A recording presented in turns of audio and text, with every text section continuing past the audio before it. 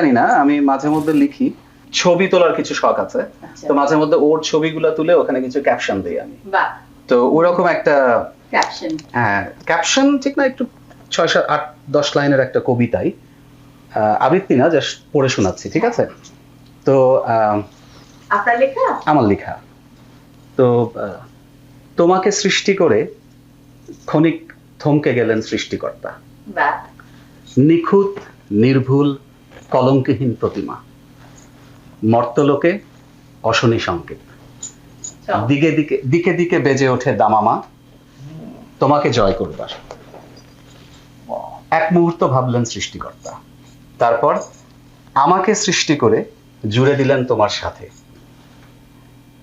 মুহূর্তেই থেমে গেল সাজ সাজ রব, পরমাত্মা মুচকি হেসে মুখ ফেরালেন আপন কাজে।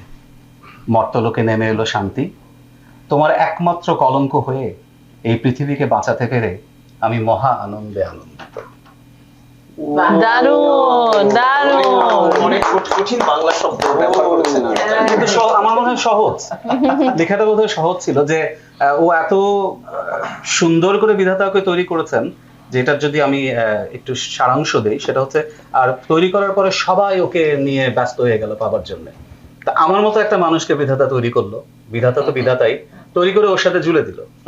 তা আমার মতো একটা খুব মানুষ যখন একটা নিখুঁতের সাথে যায়, সবাই চিন্তা করলো, ও আল্লাহ, এটা কি হলো, সব চুপ হয়ে গেল। ব্যাপারটা হচ্ছে এটা।